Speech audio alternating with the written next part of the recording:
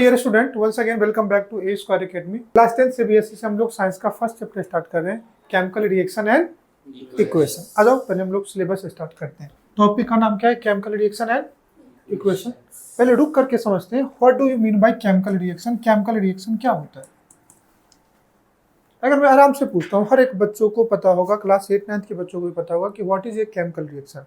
क्या समझते हो what is a chemical reaction? चलो, इनका भी कहना चाहिए कि जब दो एलिमेंट कंबाइंड होंगे तो उसको क्या बोल सकते हैं? Chemical reaction.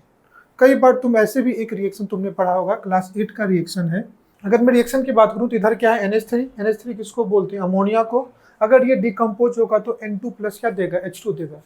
अब तुम्हारा आंसर तो गलत हो गया कि जब दो चीज कंबाइन करें। यहाँ पे तो बेटा एक ही चीज है ना, तो रुक के समझना पड़ेगा ना कि what is chemical reaction.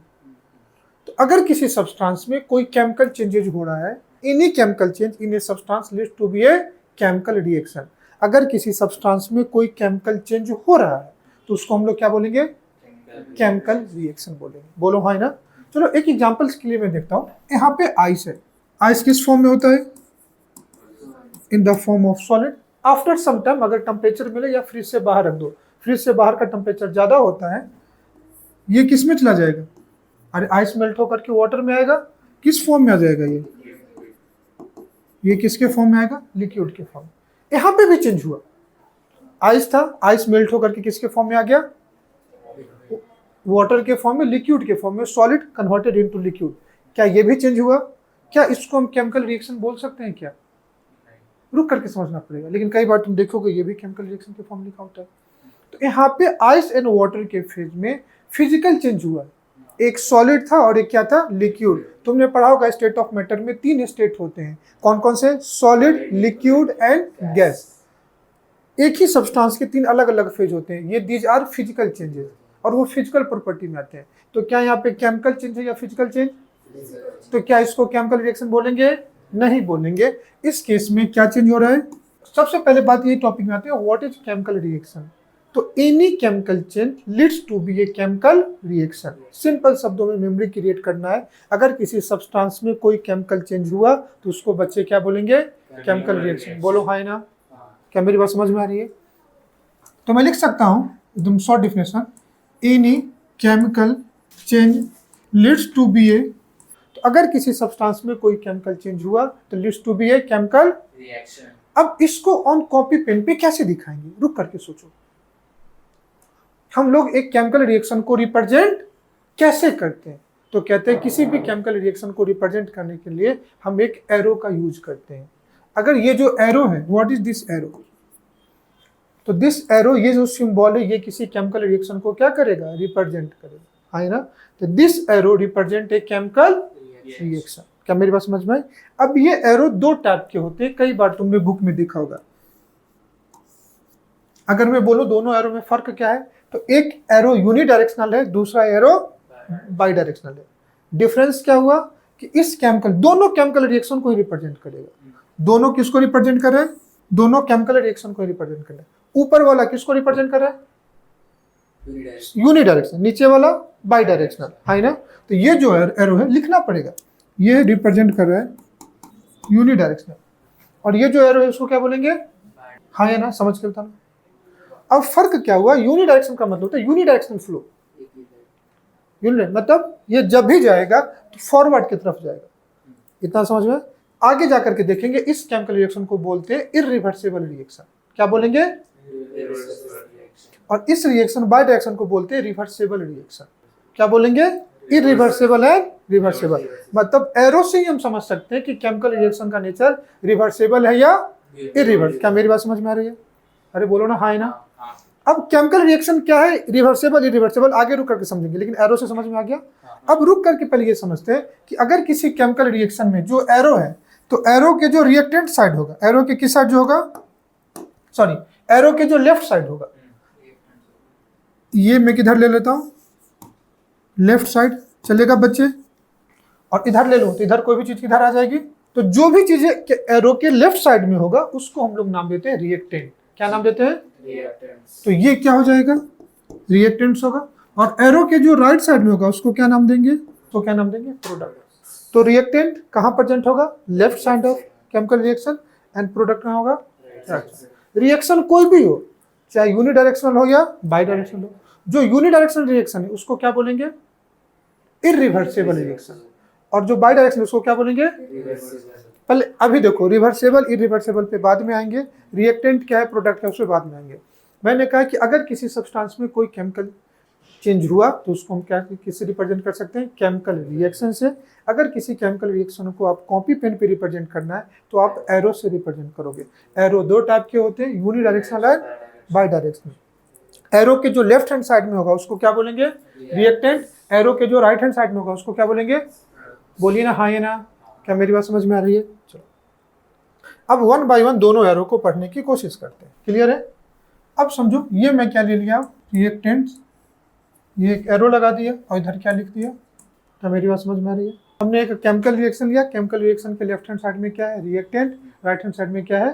Product. दूसरा मैं लेता हूँ, ये भी एक लिया केमिकल रिएक्शन, और इसके राइट हैंड साइड में क्या है? यहाँ भी रिएक्टेंट प्रोडक्ट में जा रहा है, यहाँ भी रिएक्टेंट। फर्क क्या है? फर्क क्या है? ध्यान से समझना, फर्क क्या है। एक तुमको एक केमिकल रिएक्शन है, एक एग्जांपल से मैं समझाता हूँ। समझो ये एक टब है, ये आमतौर पे समझो ये सिंटेक्स है जो तुम्हारे घर के ऊपर में होती है, और यहाँ पे एक टैब लगा हुआ है, यहाँ पे एक नल का क्या लगा हुआ है बेटा? तो जैसे ही टैब ओपन करोगे पानी बाहर आएगा। क्या ये पानी वापस से इस टंकी में जा सकता है क्या? तुम्हें काम करना पड़ेगा ना। अगर तुम जनरली घर का टैब खोल के छोड़ दो तो पानी तुम्हारे बकेट में आएगा ना, तो वो बकेट का पानी डायरेक्टली ऊपर छत पे जाके सिंटेक्स में जाएगा। तो ये जो वाटर का फ्लो है, ये यूनिडायरेक्शनल या बाई डायरेक्शनल है? खुद सोचो, यूनिडायरेक्शनल या बाई डायरेक्शनल? समझ में आ गया? अब मैं क्या करता हूँ, यहाँ पे भी एक एग्जांपल ले लेता हूँ और यहाँ पे भी एक एग्जांपल ले लेता हूँ। चलो, यहाँ पे दो मैंने लिया, बीकर कह सकते हो या फ्लास्क कह सकते हो। इसमें भी वाटर है, इसमें भी वाटर है, ठीक है। अब मैं क्या करता हूँ, इसको मैं किसी एक पाइप से कनेक्ट कर देता हूँ। यहाँ पे भी एक वाल्व लगा देता हूँ ताकि तुम इसके वाटर के मूवमेंट को ट्रैक कर पाओ। अगर मैं इस वाल्व को ओपन कर दूँ, ये जो बीकर है इसका नाम, या बीकर कैसे, इसका नाम है बेटा ए। ये जो बीकर है इसका नाम क्या है? बी। और यहाँ जो बीकर है यहाँ इसका नाम है ए। जब इस टैब को तुम ओपन करोगे तो पानी A2 कहाँ जाएगा? बाहर। तो यहाँ पे जो फ्लो ऑफ वाटर है, पे जो फ्लो ऑफ वाटर, और यहाँ पे भी फ्लो ऑफ वाटर होगा, बोलो ना, है ना? तो यहाँ पे भी तुम्हारा क्या होगा बेटा? बताओ, दोनों वाटर के फ्लो में तुम क्या समझ पा रहे हो? यहाँ पे जो वाटर का फ्लो है यूनिडायरेक्शनल में होगा, इस बीकर से पानी बाहर आएगा, बोलो ना, है ना? लेकिन इस केस में जो वाटर का फ्लो है, ये A to B भी जाएगा, B to A, बोलो ना, है ना? और इधर के पानी भी इधर मिक्स होंगे, इधर के पानी भी इधर मिक्स होंगे। कर सकते हो? कोई दिक्कत?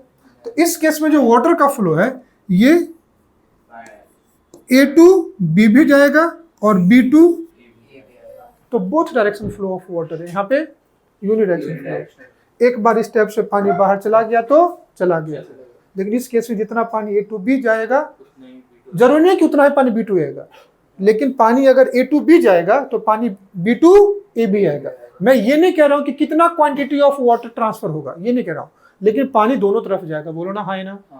मतलब अगर इसमें तुम शक्कर घोल दो और इसमें तुम नमक घोल दो तो कुछ मीठापन स्वाद टेस्ट इधर भी आएगा और कुछ खारा टेस्ट इधर, सॉल्टी टेस्ट इधर, बोलो ना, हाँ ना? तुमको एक चीज समझ में आया कि मैं जब भी बोलता हूँ यूनिडायरेक्शनल एंड बाई डायरेक्शनल, इसका नेचर समझ में आया? समझ में? तो यहाँ पे जो वाटर का फ्लो है ये कैसा है? यूनिडायरेक्शन फ्लो ऑफ। और यहाँ पे जो वाटर का कैसा होगा? By direction flow of. क्या है बेटा ये? मतलब अब केमिकल रिएक्शन से अगर इसको कोरिलेट करके देखें, वैसी चीजें जो रिएक्टेंट से प्रोडक्ट में चली जाए, तो क्या वापस से प्रोडक्ट टू रिएक्टेंट आ सकता है क्या? नहीं। समझ में आया? तो उसको क्या बोलेंगे? Unidirectional reaction. और रिएक्शन के लिए इसी का नाम देते हैं इरिवर्सिबल रिएक्शन, जो रिवर्स में ना है। तुम रिवर्स समझते हो, गियर में होता है, कार में होती है रिवर्स गियर, आर से लिखा होता है। मतलब नॉर्मल गियर कहाँ जाती है? आगे की तरफ। रिवर्स में डाला तो गाड़ी कहाँ जाती है? बैक। तो जो रिवर्स में आ जाए that is called as reversible, और जो रिवर्स ना आए उसको क्या बोलते हैं? इरिवर्सिबल। तुमको समझ में आया टर्म कहाँ से डिराइव हुआ? इसको रिएक्शन के फॉर्म में क्या बोलेंगे? Reversible reaction. इसको क्या बोलेंगे? बोलो ना, हाँ ना? समझ में आए तो बोलना हाँ। तो इसको बोलेंगे रिवर्सेबल रिएक्शन, और इसको क्या बोलेंगे? रिएक्शन। समझ में आ गया? तो कभी भी रिवर्सेबल रिएक्शन है यूनिडायरेक्शनल फ्लो करेगा, और वो फ्लो कहां से कहां होगा, रिएक्टेंट टू, और अगर कोई रिवर्सेबल रिएक्शन है तो फ्लो कहां से होगा, reactant to product and product to reactant. क्या इतनी बात समझ में आ गई? अब मैं तुमसे ये पढ़ाने की कोशिश कर रहा हूँ व्हाट इज रिएक्शन। सबसे पहले मैं तुमसे पूछा था व्हाट इज केमिकल रिएक्शन, तो तुमने कहा कि अगर कोई केमिकल चेंज है तो केमिकल रिएक्शन होगा। अब मैं तुमसे पूछ रहा हूँ व्हाट इज रिएक्टेंट, बहुत छोटी छोटी चीजें पूछ रहा हूँ और उसी को मैं एक्सप्लेन कर रहा हूँ। अभी टॉपिक पे आया भी नहीं, अभी हेडिंग पे ही है हम लोग। मैं वापस से बात करता हूँ, ये रिएक्टेंट है और ये क्या है। अब मैं बात करता हूँ रिएक्टेंट टू प्रोडक्ट। अब व्हाट इज रिएक्टेंट, हाँ ये भी कह सकता हूँ, बिल्कुल गुड सही आंसर है इसका, कि वो सब्सटेंस जिसमें केमिकल चेंज है उसको क्या बोलेंगे, रिएक्टेंट। और कोई बच्चा? बिल्कुल, तुमने स्टार्टिंग में ही कहा था कि जब 2-3 एलिमेंट का रिएक्शन होता है, तो इसी के लिए मैंने ये एग्जांपल दिया था। तुमने कहा था 2 या 3, यहाँ तो एक ही लेकर के केमिकल रिएक्शन हो रहा है। क्या बोलो ना, हाँ है ना? हाँ वो भी चीज सही है, जो तुमने पढ़ा होगा। आमतौर पर लोग ऐसे ही बोल देते हैं कि जब 2 या 2 से ज्यादा सब्सटेंस आपस में मिक्स करके कुछ और बना दे तो उसको क्या बोलते हैं, केमिकल रिएक्शन। कभी कॉफी बनाए हो, चलो वो भी जाने दो, अभी होली आ रहा है, तुम क्या करना, एक ट्रांसपेरेंट ग्लास लेना और उसमें पानी डाल देना और उसमें थोड़ा सा कोई भी एक कलर डाल देना। कौन सा कलर पसंद करते हो? अब उसमें क्या करना, 1-2 ड्रॉप रेड कलर डाल देना और इसको छोड़ देना, हिलाना मत। तुम ऑब्जर्व करना, क्या ऑब्जर्व करोगे, तो थिंक करो, बताओ, सोच के बताओ। धीरे धीरे फैलेगा, बोलेगा ना। अब क्या था कि पहले इसमें कोई ड्रॉप नहीं था कलर का, तुमने 1 ड्रॉप रेड कलर डाला, धीरे धीरे क्या होगा, वाटर का कलर कैसा होता है, वाटर का कोई कलर ही नहीं होता है, ट्रांसपेरेंट होता है। धीरे धीरे उसकी ट्रांसपेरेंसी खत्म होते जाएगी और रेड कलर क्या होगा, स्प्रेड होता जाएगा। जब ये काम पूरा हो जाए तो जो पानी था ट्रांसपेरेंट वो क्या था, रिएक्टेंट। तुमने रेड कलर डाला, दोनों मिक्स हो करके अब कलर क्या हो गया, रेड। तो क्या ट्रांसपेरेंट कलर बचा रह गया क्या? मतलब वैसी चीज, क्योंकि रिएक्टेंट ही प्रोडक्ट में कन्वर्ट होता है ना। रिएक्टेंट वो सब्सटेंस है जो प्रोडक्ट में कन्वर्ट होता है। तो धीरे धीरे ट्रांसपेरेंट जो वाटर था वो तो खत्म हो गया और उसमें क्या आने लगा, रेड कलर आने लगा ना। और रिएक्टेंट ही तो प्रोडक्ट में चेंज होता है। तो टाइम के साथ जो चेंज कर जाए, टाइम के साथ जो चेंज कर जाए, जैसे मम्मी ने तुम्हें खाना दिया, थाली में 2 चपाती है, थोड़ी देर बाद क्या होगा, दोनों चपाती खत्म हो गई, तो थाली की चपाती ने तुम्हारे स्टमक में गई ना। तो रिएक्टेंट वो है जो टाइम के साथ कंज्यूम होता है इन ए प्रोसेस में, हाँ ना।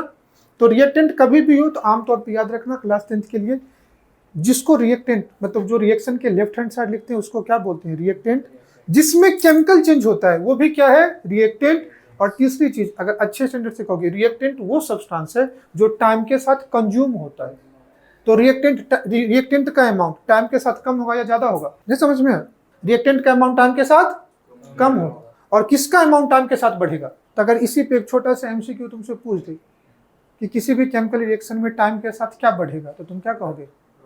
और किसी भी केमिकल रिएक्शन में टाइम के साथ क्या कंज्यूम होगा?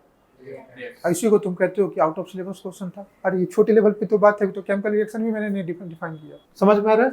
तो अगर रिएक्टेंट के बारे में लिखे तो ये क्या होगा, लेफ्ट हैंड साइड लिखेंगे। अगर प्रोडक्ट की बात है तो उसको कहाँ लिखेंगे, मैं RHS लिख देता हूँ। रिएक्टेंट आर दो substance in which chemical changes take place. इसमें क्या होगा, and which is formed after chemical change. बोलो ना, है ना। तो इनिशिएशन किससे हो सकता है, रिएक्टेंट या प्रोडक्ट से? रिएक्टेंट से। और रिजल्ट क्या होगा, प्रोडक्ट। तो रिएक्टेंट हमेशा रॉ मटेरियल होता है जिसमें तुम्हें काम करना, और प्रोडक्ट आफ्टर रिजल्ट होता है। उस केमिकल प्रोसेस का रिजल्ट को क्या बोलते हैं, प्रोडक्ट। फॉर्म आफ्टर केमिकल, मेरी बात समझ में आया? और which is the result of chemical reaction, ये भी कह सकते हैं, कोई दिक्कत? इसका अमाउंट विथ टाइम डिक्रीज करेगा। तो डाउनवर्ड एरो मतलब मेरा सिंबल समझ लेना, डिक्रीजेज, और इंक्रीज का मतलब ऊपर। तो मैं लिख सकता हूँ with time increase. Upward arrow का मतलब क्या होगा, तो ये रॉ सब्सटेंस है और ये क्या है, प्रोडक्ट। ये रिजल्ट ऑफ केमिकल रिएक्शन है, बोलो है ना। क्या रिएक्टेंट के बिना प्रोडक्ट पॉसिबल है क्या? तो किसकी डिपेंडेंसी किस पे होगी, प्रोडक्ट की डिपेंडेंसी। क्या रिएक्टेंट की डिपेंडेंसी प्रोडक्ट पे होगी क्या? नहीं। डिपेंडेंट क्या है, प्रोडक्ट। जैसा रिएक्टेंट दोगे वैसा प्रोडक्ट होगा। अरे जैसा तुम्हें क्वालिटी ऑफ एजुकेशन मिलेगा, मार्क्स उससे मिलेंगे। बोलो हाँ या ना, इतनी बात समझ में आए? तो ये किसी केमिकल रिएक्शन को हम लोग ऐसे क्या कर सकते हैं, रिप्रेजेंट कर सकते हैं। क्या किसी केमिकल रिएक्शन में एक ही रिएक्टेंट, 2 रिएक्टेंट मिनिमम चाहिए, एक भी रिएक्टेंट हो सकता है? क्या किसी केमिकल रिएक्शन में कितने रिएक्टेंट होने चाहिए किसी भी केमिकल रिएक्शन? बेटा एक भी हो सकते हैं, 2 भी हो सकते हैं, 2 से ज्यादा भी हो सकते हैं। ऐसा कोई हार्ड एंड फास्ट रूल नहीं है कि तुम्हें एक ही रिएक्टेंट होने चाहिए और एक ही प्रोडक्ट होने चाहिए। समझ में आया, कोई दिक्कत यहाँ तक समझ में? अब हम लोग बात करते हैं representation of A chemical reaction. किसकी बात करते हैं, रिप्रेजेंटेशन ऑफ ए किसी भी केमिकल रिएक्शन को रिप्रेजेंट करना है, मैं उसकी बात कर रहा हूँ। तो कभी भी किसी केमिकल, जैसे मैं एक एग्जांपल लेता हूँ, फॉर्मेशन ऑफ वाटर, एक एग्जांपल लेता हूँ, बाद में देखेंगे रिएक्शन की टाइप ऑफ रिएक्शन पे बाद में आएंगे। एग्जांपल लेता हूँ, फॉर्मेशन ऑफ वाटर, सब जानते हो किसको बोलते हैं? H2O में H और O दो अलग अलग एटम है, तो वाटर किससे मिलके बनेगा? Hydrogen and oxygen. हाइड्रोजन क्या होगा? H2, ऑक्सीजन क्या होगा? अगर मैं सेंटेंस में लिखूं तो मैं कहूंगा hydrogen and oxygen combine to form water molecule. ये H2O मॉलिक्यूल है या एटम है? मॉलिक्यूल है। तो H2O क्या है? ये H2NO2, हाइड्रोजन और ऑक्सीजन मॉलिक्यूल है या एटम है? मॉलिक्यूल है।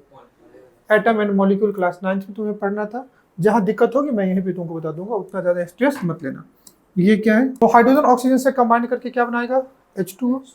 अब सबसे पहले किसी केमिकल रिएक्शन को रिप्रेजेंट करने के लिए ना, तुम पहले उसके फिजिकल स्टेट को जरूर लिखना है। क्या लिखना है? फिजिकल स्टेट ऑफ मॉलिक्यूल को लिखना है। मैं साइड में लिखता हूँ स्टेट क्या करना है। तो सबसे पहले first of all we have to write reactants and क्या बेटा? सबसे पहले रिएक्टेंट एंड प्रोडक्ट लिखना है। देन अपने को क्या करना है? मेंशन देयर फिजिकल, आपको क्या करना है? उसके फिजिकल स्टेट को क्या करना है? मेंशन करना है। तो बताओ H2O का फिजिकल स्टेट क्या है? आमतौर पे H2O किस फॉर्म में होगा? अगर रूम टेम्परेचर की बात करूं तो H2O किस फॉर्म पे होगा? लिक्विड।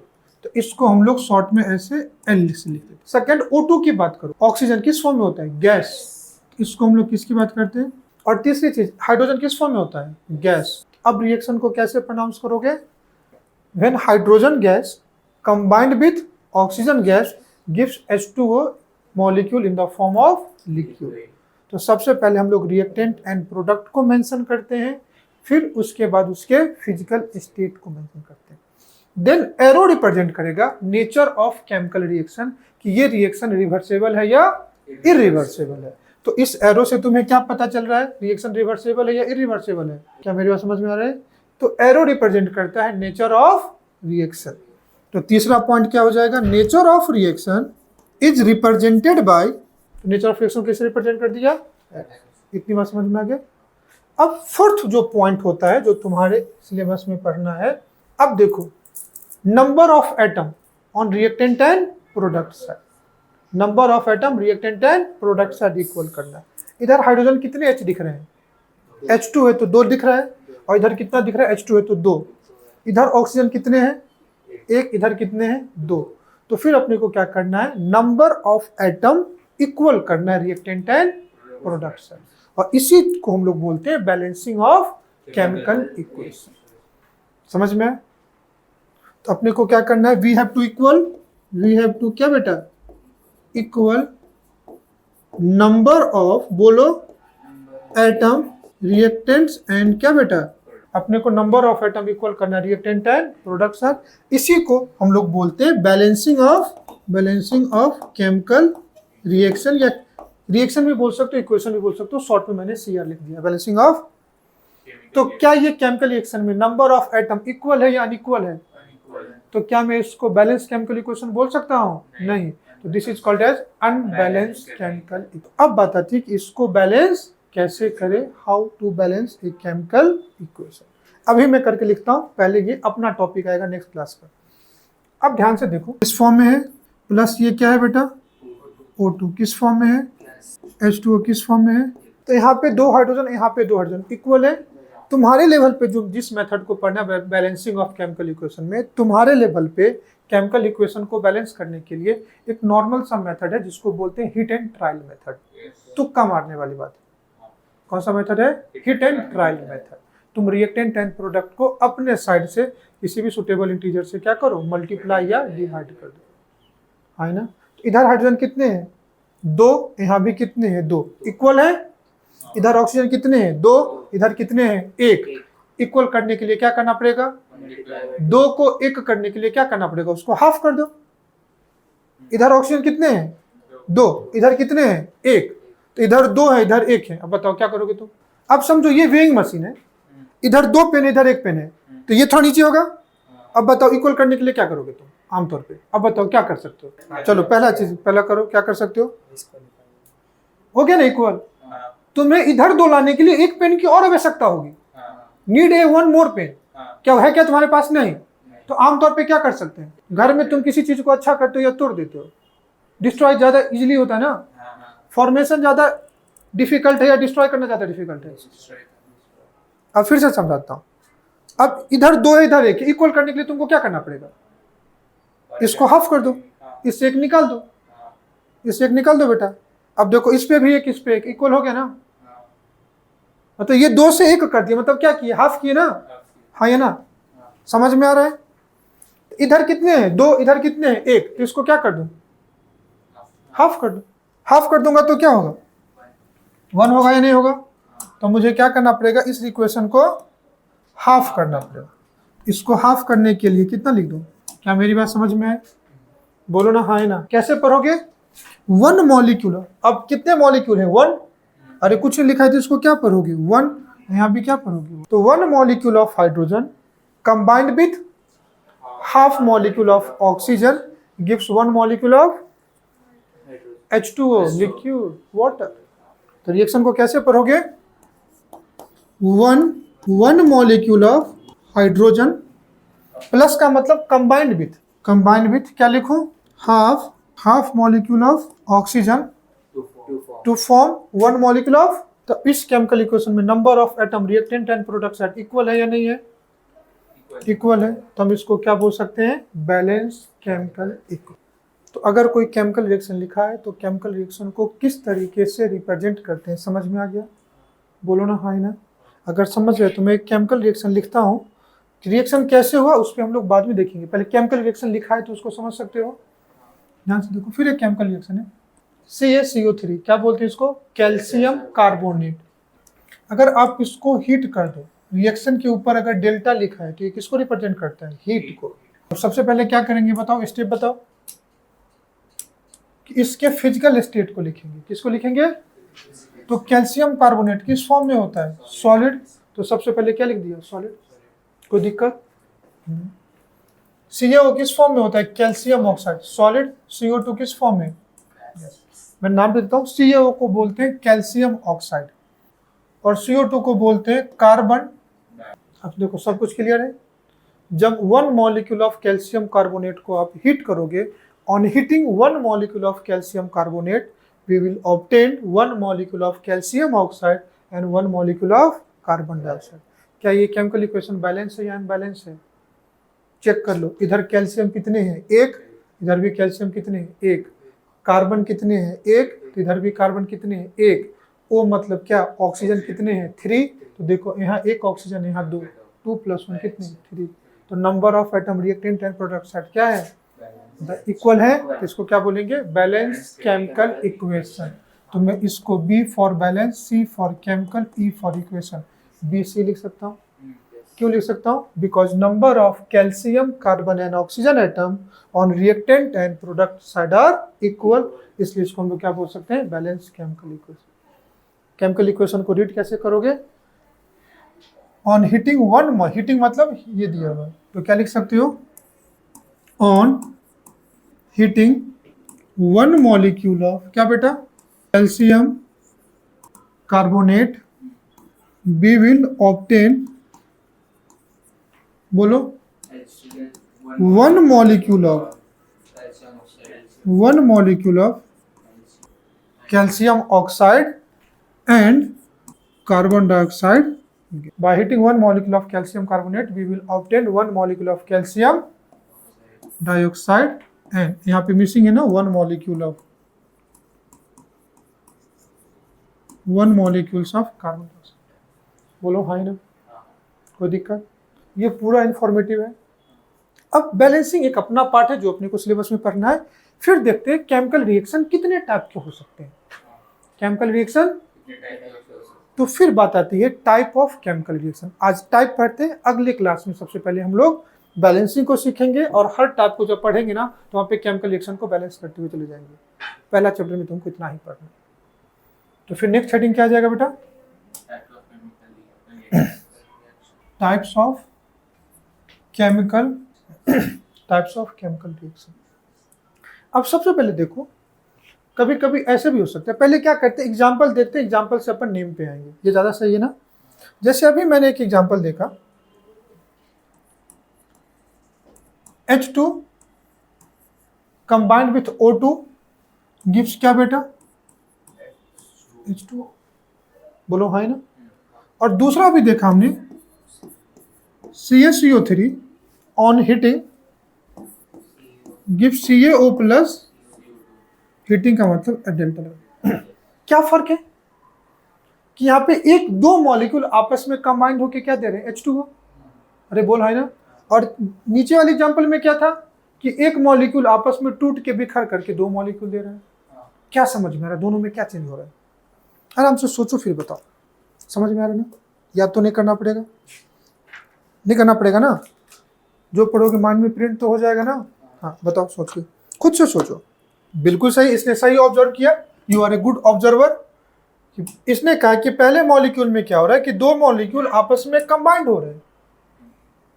तो यहाँ पे इन दोनों का क्या हो रहा है, देखो सेंटेंस में लिखा था 1 molecule of hydrogen combined with half molecule of hydrogen, तो दोनों को जोड़ रहे हैं ना, तो इसको कॉम्बिनेशन, कंबाइंड हो रहा है ना।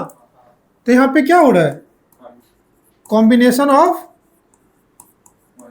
मॉलिक्यूल, चीजें पास पास आ रही हैं, they are comes closer to each other. और इस केस में ब्रेक डाउन हो रहा है ना।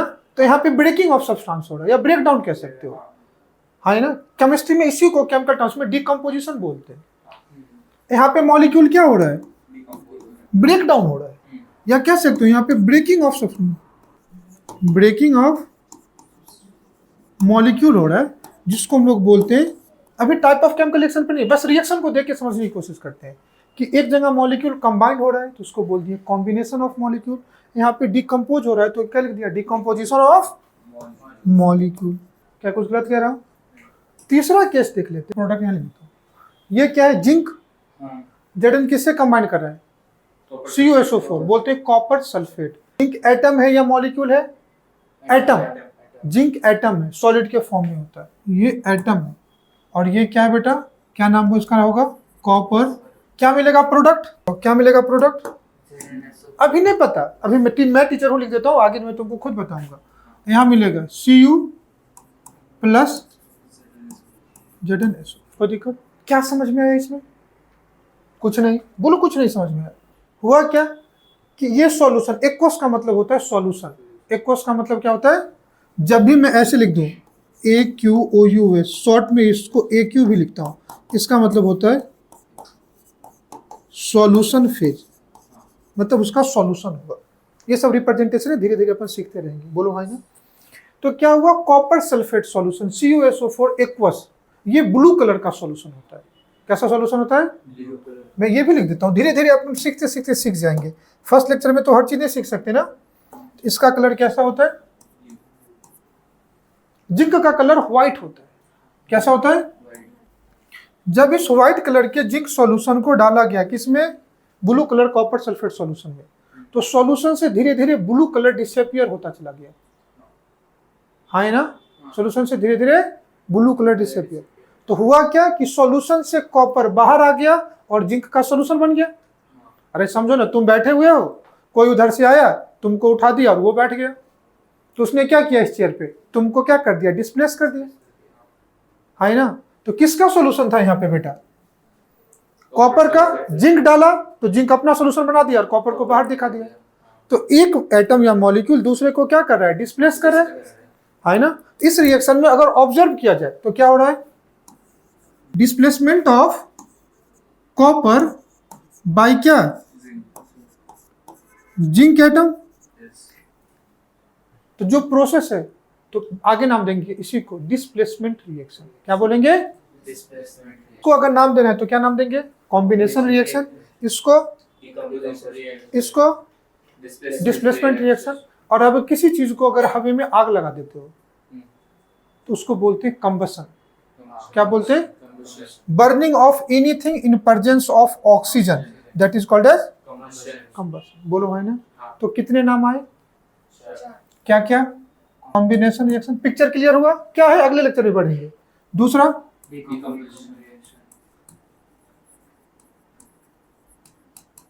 कॉम्बिनेशन को एडिशन रिएक्शन भी बोल सकते हैं। क्या बोल सकते हैं? एडिशन ही हो रहा है ना, तो कॉम्बिनेशन को अपन क्या बोल सकते हैं? क्लियर है? और फोर्थ इज कॉल्ड एज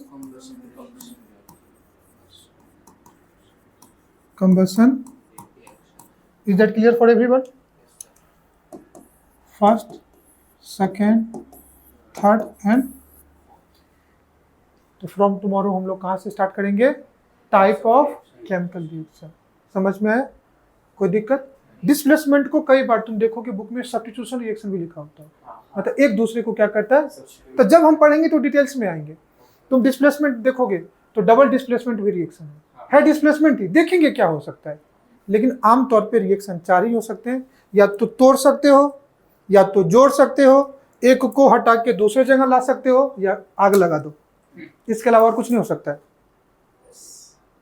दो अलग अलग चीजों को मिक्स कर दो, एडिशन। एक चीज को तोड़ दो, एक को हटा करके दूसरा रख दो, या आग लगा दो। इसके अलावा कोई केमिकल रिएक्शन, इसके अलावा कोई केमिकल चेंज नहीं हो सकता, इसलिए कोई chemical reaction. Is that clear for everyone? आप यहाँ तक समझ गए? समझ करके अपनी लैंग्वेज में नोट्स जरूर बनाएंगे। नेक्स्ट क्लास में मिलते हैं type of chemical reaction. Thanks for today, bye bye and thank you all of you.